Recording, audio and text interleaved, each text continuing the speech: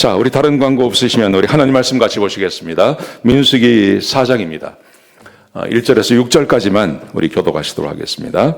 제가 먼저 읽겠습니다. 또 여호와께서 모세와 아론에게 말씀하여 이르시되 레위 자손 중에서 고핫 자손을 그들의 종족과 조상의 가문에 따라 집계할지니 곧 30세 이상으로 50세까지 회막의 일을 하기 위하여 그 역사에 참가할 만한 모든 자를 계수하라.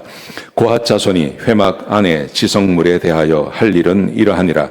진영이 전진할 때에 아론과 그의 아들들이 들어가서 칸 막는 휘장을 걷어 증거계를 덮고 그 위에 해달 가죽으로 덮고 그 위에 숭청색 보자기를 덮은 후에 그 채를 꿰고, 소중한 교회, 소중한 나라는 제목입니다. 우리는 세상에 소중한 것들이 있습니다. 그래서 위대한 가치를 가진 것들을 우리는 잘 보호하기를 원합니다. 큰 가치를 가진 것을 함부로 쓰는 사람은 없죠. 그래서 위대한 가치를 가진 것, 그 위대한 가치 가진 것이 가치를 다하게 하려면 그것을 소중하게 여기고 잘 다루어야 하는 것입니다. 세상에 소중한 게 굉장히 많지 않습니까? 그런데 우리가 살고 있는 세상은 어떤 세상이냐 하면 진짜 중요한 것은 별로 중요하게 생각하지 않고 그렇게 중요하지 않은 것을 중요하게 생각하는 그런 시대라 그래요. 윌리엄 템플이라는 분이 계십니다. 캔터버리에 대주교를 하셨던 분인데 이분이 이런 예를 드셨습니다. 우리가 살고 있는 세상은 진짜 중요한 것은 중요하게 생각하지 않고 별로 중요하지 않은 것은 중요하게 생각한다. 그래서 이런 예를 드셨어요. 어떤 사람이 아주 장난이 많은 장난기가 있는 사람이 백화점에 들어간 겁니다. 밤에 몰래 들어가서 밤새도록 태그를 다 바꾼 거예요. 가격표를 다 바꿔놓은 겁니다. 싼 거는 비싸게, 비싼 거는 싸게, 100만 원짜리는 100원짜리 붙여놓고 100원짜리는 100만 붙여놓고 그렇게 다 했답니다. 놀라운 것은요, 그 다음날 가보니까요, 사람들이 그 가격 주고 사더라는 거예요. 잘 모르더라는 거예요, 사람들이. 진짜 중요한 게 뭔지 모르고 진짜 비싼 게 뭔지 잘 모르더라는 거예요. 우리가 살고 있는 세상이 그렇다는 겁니다. 여러분, 세상에 여러분들이 소중히 여기는 게 있지 않습니까? 그게 진짜 소중한 걸까요? 한번 생각해 보셔야 되는 겁니다. 근데 우리 성경이 정말 소중하게 여기는 것이 두 가지가 있습니다. 그게 뭐냐면 교회하고 성도, 구원받은 성도인 나를 하나님께서 소중히 여기십니다. 왜냐하면 교회는 하나님께서 피로 값주고 사셨어요. 교회의 머리가 그리스도시에요. 그래서 교회는 가치 있는 겁니다. 거기서 그치지 않습니다. 지금 하나님께서 임재하시는 곳이 교회입니다. 하나님이 거하시는 것이 교회입니다. 세상에 좋은 건물도 많고 대단한 사람들이 모이는 곳이 많지만 지금 하나님이 임재하시고 찾아오시고 계시는 곳은 이 교회 하나밖에 없습니다. 여러분, 그래서 교회는 중요하고 소중한 것입니다. 우리 성도도 마찬가지입니다. 우리는 나를 생각할 때 나는 별거 아니라고 생각할 수 있습니다. 여러분, 그런데 우리 구원받은 성도 한 사람 한 사람은 하나님께서 우리를 구원하시기 위해서 하나님이 자기의 피값으로 우리를 사셨어요. 그리고 우리를 성전 삼으셨어요. 그래서 성부 하나님, 성자 하나님, 성령 하나님이 우리 가운데 거하신다고 말씀하시는 겁니다. 여러분, 이 성도가 없으면 교회도 없습니다. 교회가 존재하기 위해서는 성도 한 사람 한 사람이 있어야 되고 그분들 안에 하나님이 거하시기 때문에 성도가 귀한 것입니다. 아멘이십니까? 교회와 성도가 귀한 것은 그런 의미를 갖게 되는 것입니다. 자, 이게 얼마나 소중하고 우리가 어떻게 다루어야 하는지를 한번 생각해 보려고 합니다. 오늘 본문에 보시면 성막이 등장하죠. 민수기 3장, 4장에 보시면 성막을 어떻게 다룰지에 대해서 쭉 이야기를 하십니다. 여러분, 그런데 성막을 위해서 일할 사람들을 딱 구분을 하세요. 아무나 가서 일하는 게 아닙니다. 레위 사람이라고 하는 사람들을 딱 정해놓고 이 사람들만 성막에 들어갈 수 있다고 말씀하세요. 그리고 성막에 들어가서 일을 할 때 함부로 하는 게 아니라 하나님께서 정해주신 일만 할 수 있어야 되는 겁니다. 이게 왜 그러냐 하면 성막에 하나님이 거하시는 굉장히 소중한 곳이기 때문에 함부로 다룰 수 없다는 것입니다. 자, 오늘 말씀해 보시면 이렇게 되어 있습니다. 하나님께서 이스라엘 백성들 전체를 부르셨지만 그 전체 가운데 레위 사람들만 부르세요. 그리고 레위 사람들 가운데 고핫 자손이라고 한 자손을 부르세요. 그래서 이 사람들만 성막에서 일할 수 있도록 무슨 일을 하는 것을 맡기는 장면이 오늘 본문 가운데 나와요. 자, 그런데 보시면 이렇게 되어 있습니다. 5절부터 쭉 보시면요. 오늘 본문은 함께 읽진 않았지만요. 여기 보시면 눈에 띄는 게 나와요. 뭐냐 하면 보십시오. 전쟁이 전진할 때는 아론과 그의 아들들이 들어가서 칸막는 휘장을 걷어 증거궤를 덮고, 성막이 움직이기 위해서는 요즘 말로 하면 이사를 가야 되기 위해서는 짐을 싸야 되지 않습니까? 근데 그 짐을 쌀 때는 누가 쌀 수 있냐 하면 아론과 그의 아들들, 제사장들이 짐을 싸는 거예요. 근데 우리 생각에는요, 그 짐 중에 제일 중요한 게 증거궤, 법궤 아니겠습니까?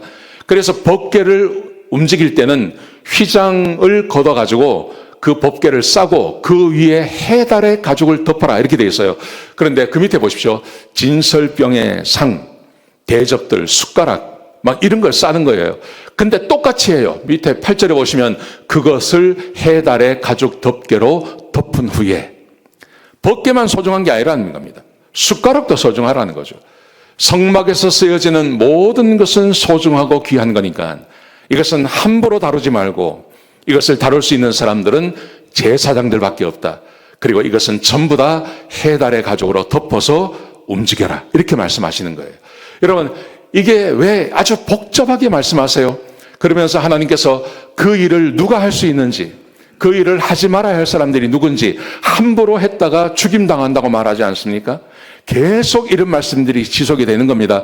여러분, 왜 이렇게 말씀하시냐 하면 성막의 가치가 너무너무 중요하기 때문에 그래요. 성막의 가치는 무엇으로 결정되어지냐 하면 거기에 하나님의 임재가 있는 거예요. 여러분, 이 시대 때 하나님은 성막에만 임재하세요. 다른 어떤 곳에도 가지 않아요. 애굽의 왕궁에도 가지 않고 예루살렘의 왕궁에도 가지 아니하시고 하나님은 언제나 성막에만 임재하시는 곳입니다. 온 세상의 주인이신 하나님이 그곳에 임재하기 때문에 이 성막은 중요한 가치를 갖는 거예요. 하나님께서 임재하시면 뭘 하십니까? 하나님께서 백성들에게 말씀을 하세요. 여러분, 이스라엘 백성들이 지금 출애굽해서 지금 가고 있는데 그 길에서 제일 중요한 게 누굽니까? 하나님이세요. 하나님께서 말씀하지 아니하시고 하나님께서 인도해 주지 아니하시면 백성들은 못 가는 겁니다. 그래서 하나님의 말씀이 필요한 것입니다. 하나님은 성막에 임하셔서 백성들에게 말씀을 하시는 거예요. 거기다가 하나님께서 백성들의 죄를 사하세요. 죄를 사하시는 게 왜 중요하냐 하면 이스라엘 백성들이 하나님께 기도할 것이 있지 않습니까? 근데 기도하는데 기도의 응답은 항상 죄의 유무에 달려 있는 겁니다. 죄가 없어야 하나님께서 그 기도를 들으시고 응답해 주시는 것입니다. 여러분, 이 모든 것들이 성막에서만 있어지는 거예요. 그래서 성막은 가치 있는 것이고 중요한 것입니다. 아멘? 예, 그렇게 되는 것이죠. 여러분, 마찬가지로 지금 우리는 지금 성막이 없어졌습니다. 지금은 신약시대입니다. 이 신약시대 때 하나님께서 머무시는 장소가 어디입니까? 하나님께서 어디에 임재하십니까? 딱 두 가지입니다. 지금도 성전에 임재하시는데 눈에 보이는 성전은 사라졌습니다. 하나님께서 내가 구원받은 하나님의 백성 한 사람 한 사람이 성전이라고 말씀하세요. 그리고 그 성전, 하나님의 백성들 한 사람 한 사람이 모여 있는 곳이 교회라고 말씀하세요. 개인 성도 한 사람과 그리고 우리가 이렇게 모여 있는 이 교회 안에 하나님께서 임재하시는 거예요. 믿으십니까? 여러분, 그래서 이 세상에서 제일 중요한 게 바로 교회와 그리고 거기 모여 있는 성도들인 거예요. 성경이 이렇게 말합니다. 너희는 너희가 하나님의 성전인 것과 성령이 너희 안에 거하시는 것을 알지 못하느냐. 우리 안에, 내 안에 성령님이 임하시는 거예요. 근데 내 안에만 성령이 임하시는 게 아니라 이런 성도들이 모여있는 교회에도 성령께서, 하나님께서 임재하시는 겁니다. 에베소서 2장 20절에 보시면 너희는 사도와 선지자들의 터 위에 세우심을 입은 자라. 그리스도 예수께서 친히 모퉁이 돌이 되셨느니라. 교회를 말하는 것입니다. 그의 안에서 건물마다 서로 연결하여 주 안에서 성전이 되어가고, 눈에 보이는 성전이 아니라 눈에 보이지 않지만 구원받은 성도 한 사람 한 사람이 연합하여 있는 그곳이 바로 교회이고 성전이고 거기에 하나님께서 임재하신다고 말씀하고 계신 거예요. 여러분, 교회와 나의 가치를 한번 생각해 보세요. 지금 여기가 우리가 모여 있지만 세상에 제가 한번 오래전에 팬데믹 나기 전에요. 저 LA 다저스 구장에 한번 야구 보러 한번 가봤거든요. 와, 굉장하더라고요. 거기 하여튼 들어가는 들어가는 음악부터가 달라요. 교회 음악보다 그 음악이 훨씬 나은 것 같아요. 사람들 막 들썩들썩하게 하지 않습니까? 먹을 것이 얼마나 많은지 전부 손에 뭐 맥주 하나 하고 뭐 하나씩 이렇게 끼고 올라가가지고 거기에 선수들이 하고, 그때 유현진 나올 때. 선수 한 사람당 우리는 돈 가치로 따지면 연봉이 뭐 얼마 되지 않는데 거기 나오는 선수들은 전부 다 막 100만 불에 1000만 불이 넘는 사람들이 거기 막 수두룩하지 않습니까? 그 넓은데 그 많은 사람들이 모여서 그렇게 소리 지르고 하는데 여러분 거기에 하나님께서 임재하십니까? 임재하지 않으세요. 어디에 하나님께서 임재하십니까?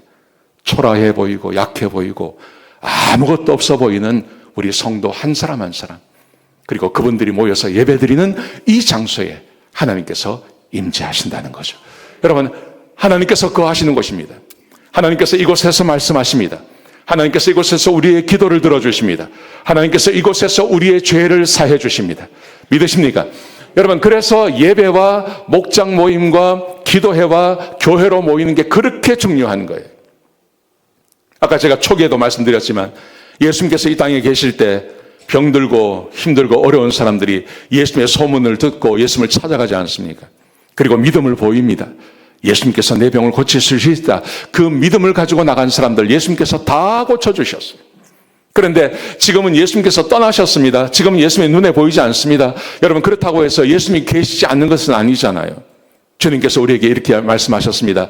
내가 너희를 고아처럼 버려두지 않겠다. 내가 너희를 찾아오겠다. 세상은 나를 보지 못하지만 너희는 나를 보게 될 것이다. 그날에는 내가 너희 안에, 너희가 내 안에 거하는 것을 너희가 알게 될 거라고 말씀하셨어요. 여러분, 그게 어디입니까? 여기예요, 여기. 그게 교회예요. 그게 성도들의 모임이에요. 여러분, 우리 가운데 지난주만 하더라도 슬픈 소식이 많았어요. 우리 가운데, 성도님들 가운데 병든 분도 계시고 암이 발견된 분도 계시고 그러셨어요. 여러분, 예수님께서 살아계시는 그 시대를 살았다면 우리가 주님을 찾아가면 되지 않습니까? 그러면 예수님께서 우리의 병을 고쳐주시잖아요. 근데 지금은 아니지 않습니까? 그렇다고 해서 없는 게 아니란 말이에요. 여기에 분명히 예수님께서 계신단 말입니다. 주님이 여기에 계시죠. 그럼 우리가 믿음을 가지고 나와서 하나님 앞에 예배드리고 주께 간구하면 주께서 틀림없이 우리가 간구하고 기도하는 제목에 응답해 주신다는 말이죠. 여러분, 이게 교회입니다. 교회입니다. 이게 예배입니다. 그렇기 때문에 우리는 이 예배와 그리고 우리 성도 한 사람 한 사람을 굉장히 소중하게 다루어야 하는 것입니다. 함부로 해서는 안 되는 것입니다. 예수님께서 살아계신 것처럼 그렇게 우리 안에서 역사가 일어날 수 있기 때문에 교회가 얼마나 소중한지 모릅니다. 성도 한 분 한 분이 얼마나 소중한지 모릅니다. 그러면 어떻게 다룰까 하는 거예요. 마치 성막을 소중히 다루기 위해서 하나님께서 레위 사람들과 이런 사람들을 다 나누어서 하는 것처럼 지금 이 교회를 그렇게 소중히 다루어야 한다는 거죠. 여러분, 교회를 소중히 다룬다는 말의 의미가 뭘까요? 성경에 보시면요, 교회를 향하신 하나님의 명령이 있어요. 레위 사람들에게, 모세에게, 아론에게 명령하셨듯이 교회를 향하신 하나님의 명령하심이 있단 말입니다. 보십시오. 같이 한번 읽겠습니다. 시작. 형제들아, 내가 우리 주 예수 그리스도의 이름으로 너희를 권하노니 모두가 같은 말을 하고 너희 가운데 분쟁이 없이 같은 마음과 같은 뜻으로 온전히 합하라. 교회를 소중히 여긴다는 말은 무슨 말이냐 하면 이겁니다. 같은 마음이 되는 겁니다. 한 마음이 되는 겁니다. 분쟁이 없이 되는 것입니다. 여러분, 그런데 교회처럼 많이 싸우는 데가 어디 있습니까? 교회처럼 많이 나누어지는 데가 어디 있습니까? 여러분, 동창회 나누어졌다는 거 보셨습니까? 경기여고, 경기고등학교, 동창 1동창회, 2동창회 보셨습니까? 그런 거 없어요. 근데 교회는 수없이 갈라지는 거예요. 왜 그럴까요? 갈라지는 게 잘한다는 말 아닙니다. 여러분, 하나님께서 한 마음이 되라고 말씀하셨으니까 마귀가 이걸 공격하는 거예요. 그래서 마귀의 공격에 의해서 갈라지는 거예요. 보세요. 이제 인내와 위로의 하나님이 너희로 그리스도 예수를 본받아 서로 뜻이 같게 하여 주사 한 마음과 한 입으로 하나님 곧 우리 주 예수 그리스도의 아버지께 영광을 돌리게 하려 하노라. 한 마음과 한 입으로 하나님께 영광 올려드려야 되는데 두 마음 되고 세 마음 되고 네 마음 되면 하나님께서 영광 받으시지 않으세요? 그래서 악한 마귀가 교회를 갈라놓는 것입니다. 여러분, 이게 현실이라는 거죠. 교회를 소중히 여기고 우리가 교회를 잘 다루어야 됩니다. 어떻게 해요? 한 마음이 되게 해요. 여러분, 한 마음이 되기 위해서 우리에게 필요한 것이 뭐라고 생각하세요? 저는 이거라고 생각합니다. 우리 같이 한번 읽겠습니다. 시작.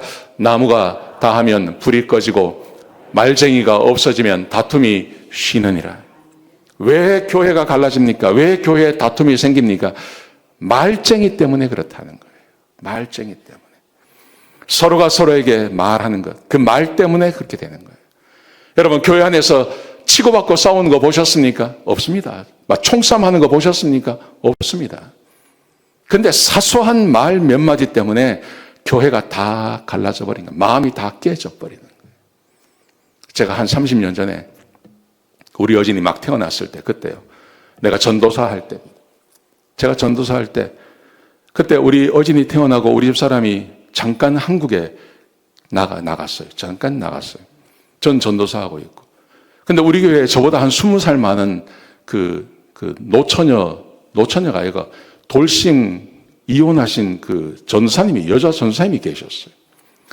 우리가 아파트를 찾아서 아주 싼 아파트를 찾아 들어갔어요. 그래서 그 전사님한테 거기가 싸다고 글로 들어오시라고. 그래서 같이 들어왔어요. 글로 들어오셨어요. 우리 집 사람 임신하고 뭐 아이 태어나고 이러면서 같은 전사님이니까 아주 친하게 지냈단 말입니다. 그렇게 친하게 지내고 하는데 이제 우리 집 사람이 아기 놓고 한국에 간다고 이제 잠깐 나가고, 저는 뭐 목회 때문에 못 나가고 교회에 있고 그랬죠. 그렇게 있는데 하루는 이제 우리 집 사람이 한 달인가 잠깐 갔다 오는 거예요. 근데 그 전사님이 저한테 그러는 거예요. 저한테 최 전사님이 이상한 소문이 들어요. 그러니까 뭐요? 그러니까 전사님하고 나하고 썸시밍이 있대. 내가 그때 30인가 50이네, 50. 할머니하고 나하고. 내가 그 이야기 듣고 말 같지도 않은 소리 하는, 알았어요. 그냥 누가 그 이야기 해요? 그러니까 누가 그런다, 누가. 내가 그 이야기를 들은 거예요. 근데 제가 무슨 말 하는 거예요. 목회하면요. 남말하는 거 신경 쓰면요. 신경쇠가 걸려서 죽어요. 목회 못 해요. 아예 신경 안 써요, 저는 그런 거.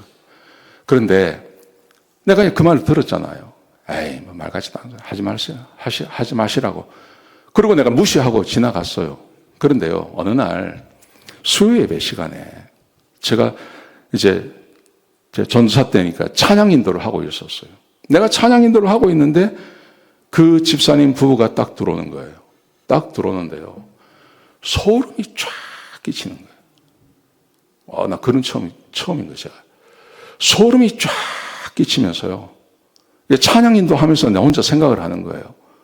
와, 저분 조심해야 되겠다. 이 생각이 딱 드는 거예요, 나한테.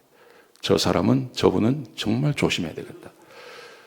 내가 그러고요, 그냥 지나갔는데, 그러고 나서 한 30년 지나서 우리 팬데믹 때 있잖아요. 우리 아이가 지금, 우리 어진이가 여기 아리조나에 있잖아요. 그때 그 교회를 한번 가봤어요. 그때 그 교회. 우리 어진이가 그 교회를 나가거든요. 어진이가 자기가 태어난 교회에 지금 나가는 거예요. 내가 거기에 갔어요.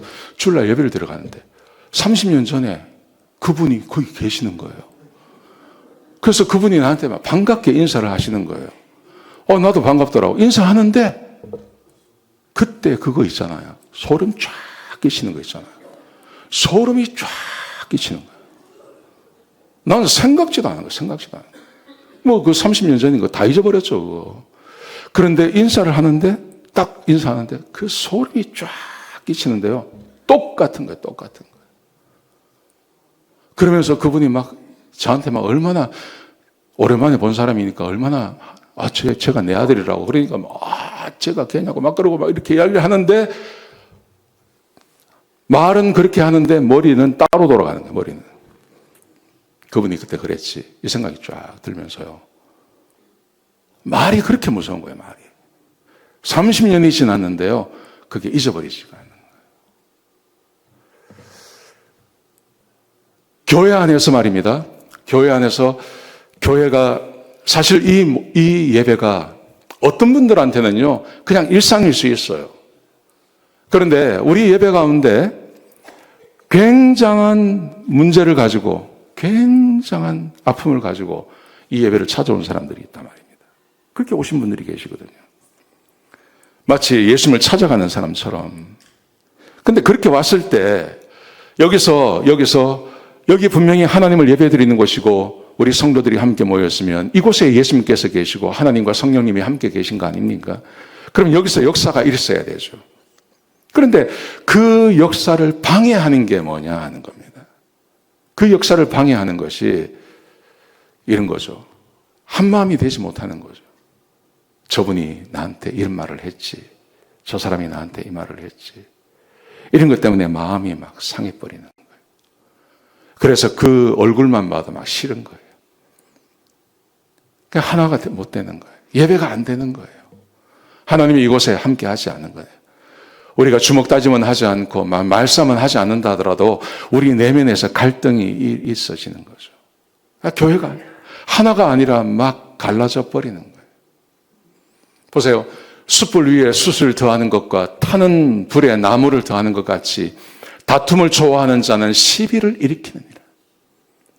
아무것도 아닌 걸 가지고 자꾸 빌드업을 해나가고 그래서 문제를 일으키고 사람들의 마음을 사분오열시켜버리는 것.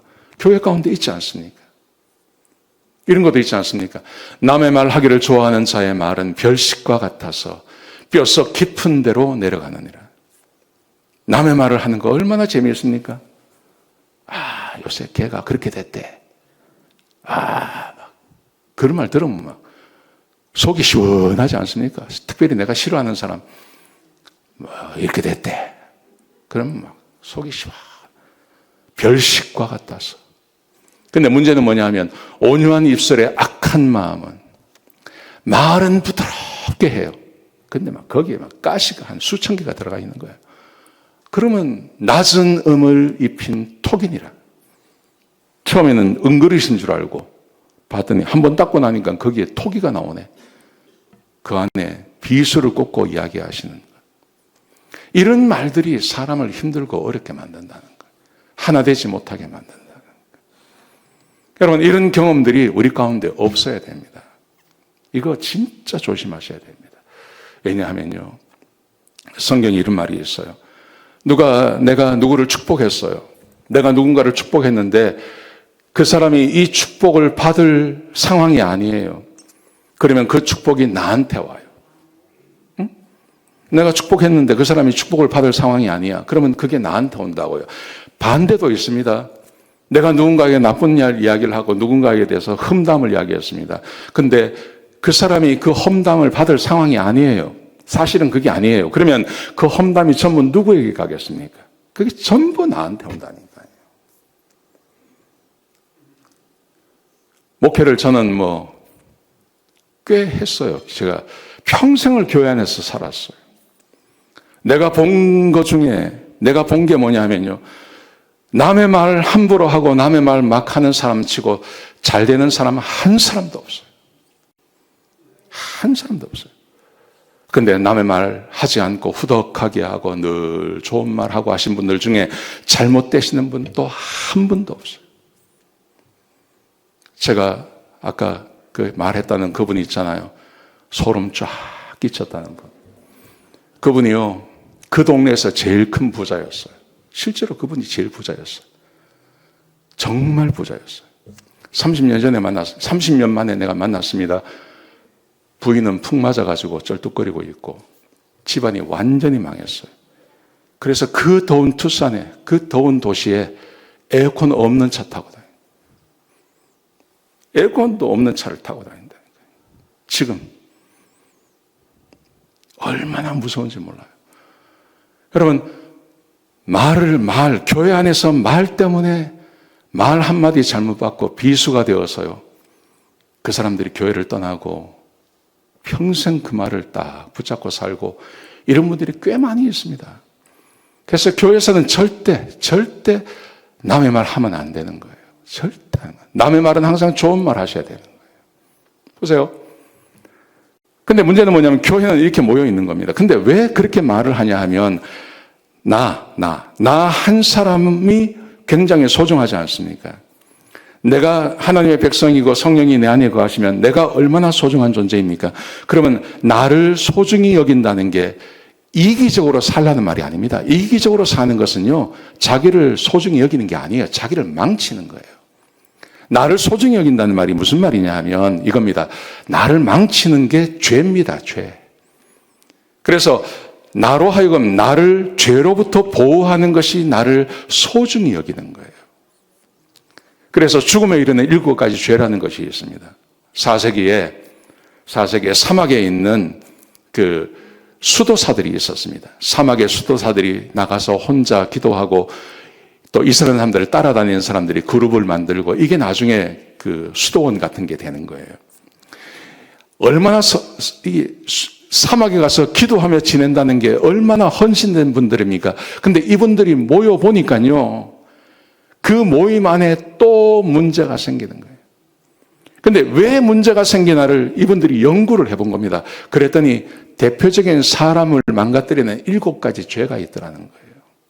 그래서 교만, 시기, 분노, 나태, 탐욕, 탐식, 정욕 이런 것입니다. 이 죄를 잘 관리하는 것이 그게 바로 나를 소중히 여기는 거예요. 이게 뭔지 한번 같이 한번 보시겠습니다. 교만을 보세요.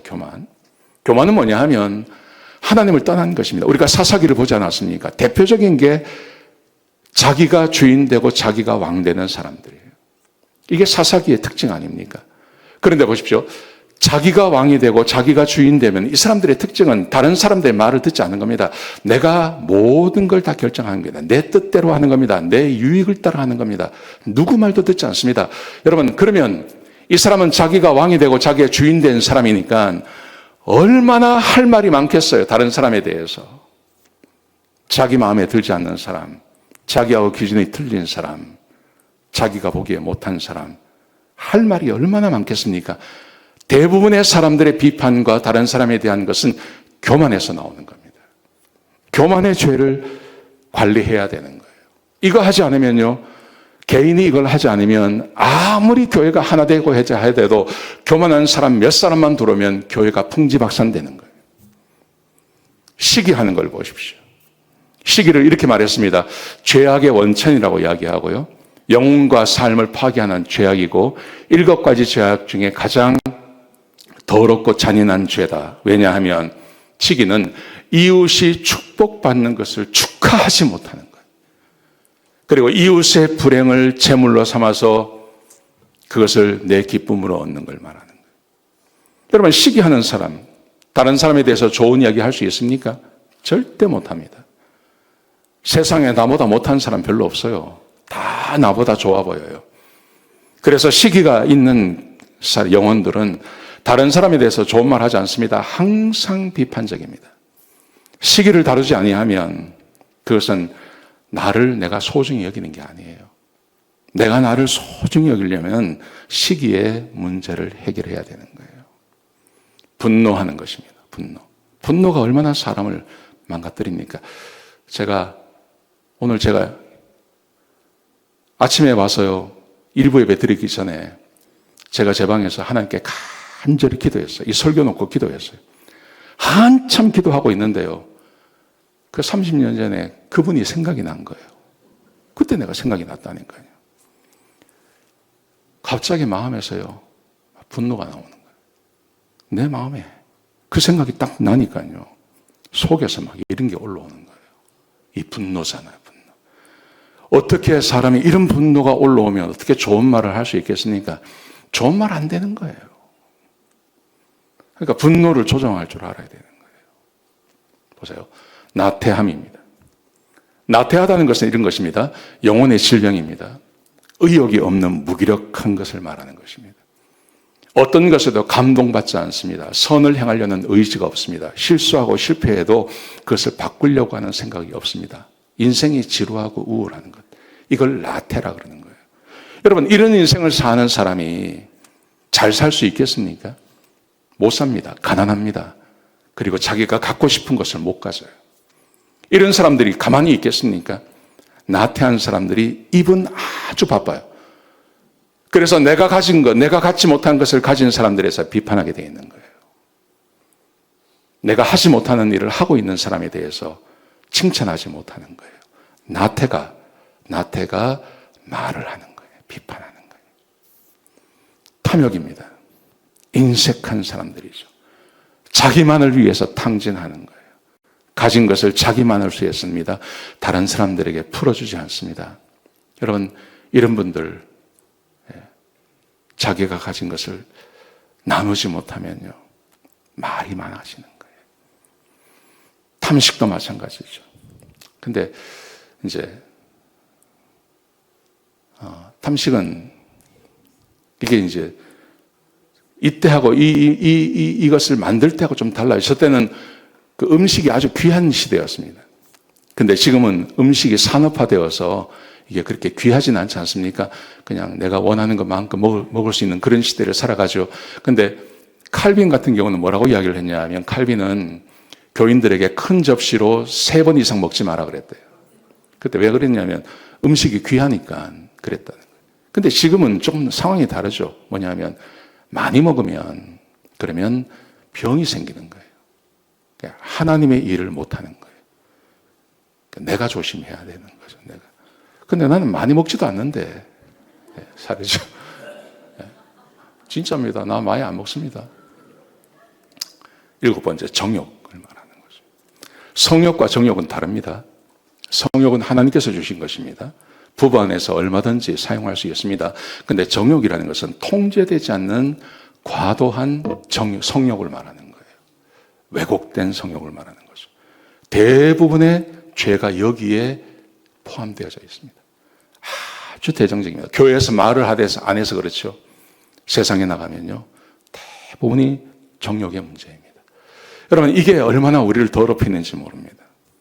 저게 한번 찾아오고 저게 붙잡히면요, 입도 더러워지고 행동도 더러워지고 말도 거칠어지고 그렇게 되는 것이죠. 여러분, 우리는 지금 예배 가운데 모여 있고 교회로 모여 있습니다. 우리의 삶에는 항상 필요가 있습니다. 필요. 내가 예배를 찾아올 때는 이곳에 하나님을 만나고 싶고 하나님께서 이 문제를 해결해 주셔야 한다고 하는 그 절박한 마음으로 예배에 오시는 거예요. 그렇지 않습니까? 근데 이렇게 예배에 오셨을 때 하나님께서 이곳에서 역사하셔야 되는 거예요. 그런데 교회가 하나 되지 못하면요, 교회가 하나 되지 못하면 하나님의 역사가 사라져버리는 거예요. 뿐만 아니라 우리 한 사람 한 사람이 죽음에 이르는 죄, 이 죄의 문제를 우리가 갖고 있지 못하면, 이 죄의 문제를 해결하지 못하면 우리 안에 계신 성령님이 역사하지 않는 거죠. 그러면 어떤 일이 생기냐면 그냥 사람들의 모임 되어버리는 거예요. 예배가 사람들의 모임이 되어버리는 거예요. 아무 일도 없던 거예요. 예배를 드렸는데 아무 일도 없어요. 찬양했는데 아무 일도 없어요. 그 예배에 10년, 20년 나가도 아무 일도 없는 거예요. 이것처럼 슬픈 게 어디 있습니까? 하나님을 예배드리는데 하나님께서 계시지 않으세요. 하나님의 영광이 떠나버린 성전, 하나님의 영광이 떠나버린 성막, 하나님께서, 우리 예수님께서 더 이상 능력을 행하실 수 없는 예수님의 고향 같은 곳이 되어버리는 거죠. 그러므로 우리는 나 한 사람 한 사람을 굉장히 소중히 다뤄야 됩니다. 이기적이 되라는 말 아닙니다. 죄의 문제로부터, 시기의 문제로부터, 탐욕의 문제로부터, 교만의 문제로부터, 정욕의 문제로부터 나를 깨끗하게 하셔야 되는 거죠. 그리고 우리 공동체, 우리 교회를 위해서 내가 함부로 말하지 않고 입을 닫고 할 수 있으면 좋은 말하고, 그래서 사람들을 세워나가는 하나 되는 일에 우리가 쓰임받아야 되죠. 그러면 우리가 어떤 예배를 드려도 예배 가운데 하나님께서 역사하시고, 그 시기에 그 예배 때 은혜가 필요하신 분들에게 은혜가 주어지는 그런 복된 교회가 되어지는 것입니다. 이런 예배를 사모하시기를 주의 이름으로 축복합니다.